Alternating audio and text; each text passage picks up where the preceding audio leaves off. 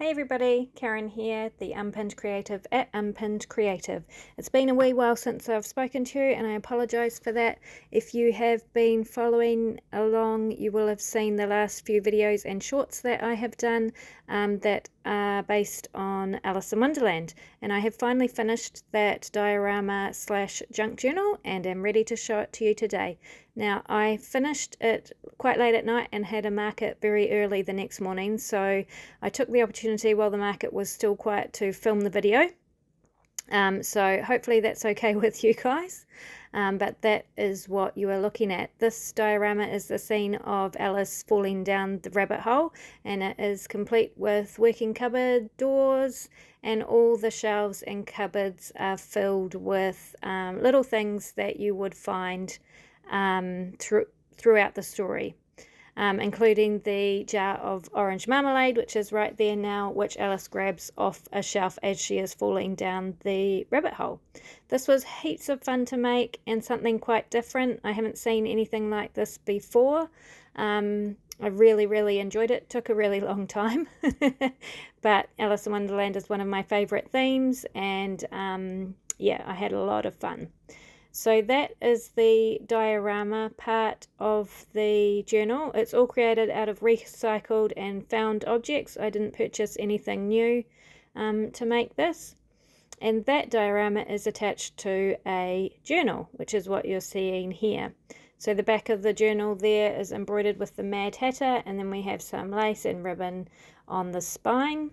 So I've had a few technical issues over the last few months, which are hopefully almost sorted. The sound isn't going to be great on this voiceover, I'm sorry. And I lost all of the footage I had that was the rest of the Fairy Journal series. I lost all my business data and everything that was on the computer. So I apologise if you were following the Fairy Journal series and didn't get to see the end of it.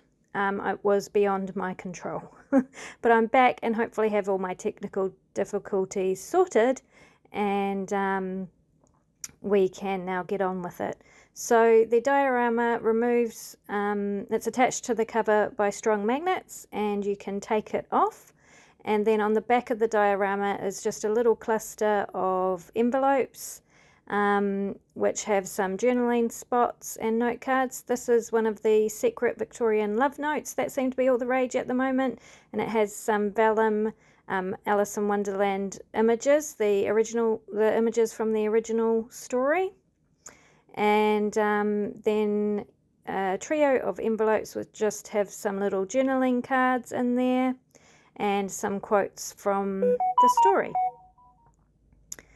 So there you can see one of the quotes and another of the vellum images and the journaling cards, and they just fold up neatly and tie together to keep it all nice and tucked in. So I thought that was quite a cute little interesting detail for the back of the diorama. And as I said, that attaches to the journal cover with strong magnets, so you can remove it and then work on the journal or look through the journal easily. The front of the journal is embroidered with the rendition of the White Rabbit. And then the inside cover is embroidered with Alice in Wonderland. And it has satin ribbon around the edges and some lace at the bottom. Then we have the first page with a key stenciled on it. Image from a book, the Alice in Wonderland book, and then throughout there are these little pockets that I've made, and each one has a chapter heading on it and is filled with tags or journal cards. So this tag or journal card has a little tuck spot at the top to tuck a couple of things in, and it has a quote from the story on it. So there are quotes that feature throughout this journal. I haven't done a lot of decorating. I've done a bit, but not a lot, so there's still heaps of room to add your own personal creative flair to the journal. These are antique music pages. They're quite fragile, but I have printed sort of relevant images on them.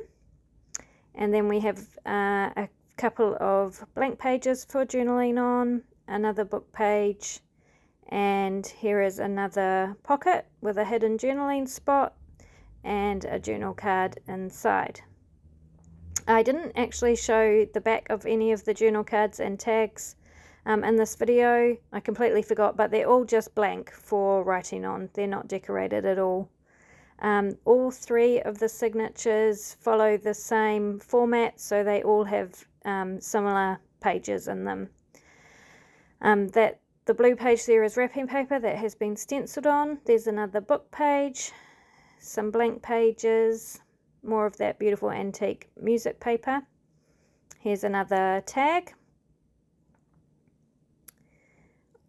And that's the first signature. Each of the signatures has 28 pages back and front, but the middle signature has 29, I believe. Something like that.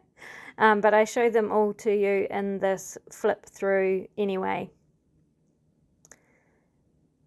As I said before, I used completely recycled, reclaimed and found materials in my art and journals.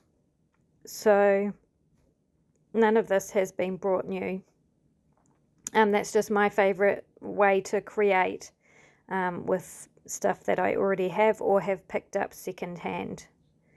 This is an embroidered page right in the centre of the journal with the Queen of Hearts on one side and a rose on the other, and it's a fabric page.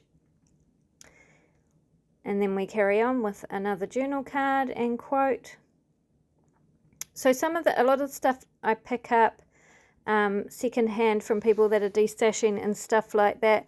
It might not be vintage or antique or particularly old. It might be stuff that they've brought new from AliExpress or wherever, and then have realized they're not going to use it or whatever. And so some of the stuff that I use probably looks new, like this little mushroom paper that I've just pulled out. I think that's probably from AliExpress or somewhere like that, but none of it I actually buy new myself.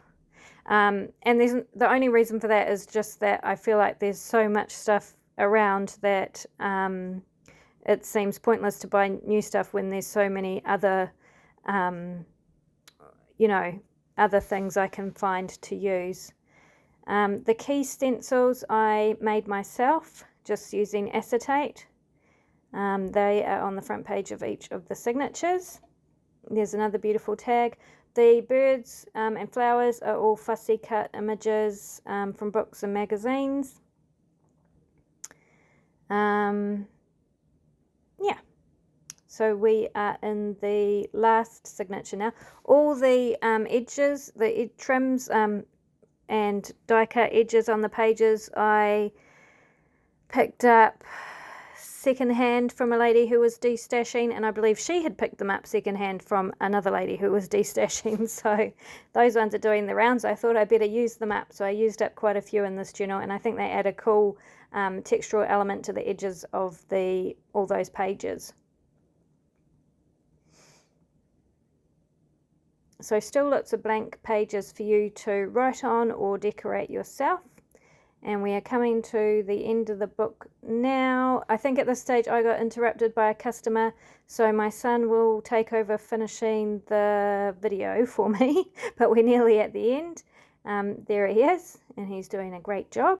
And we're coming to the final couple of pages now of this journal. And there is the Cheshire Cat that is embroidered on black fabric. So thanks so much for joining me again today. I hope to see you again real soon with another new project, and let me know what you think of this one. I think it's pretty cool and a little bit unique, so I'd love to know what you think. See you guys next time.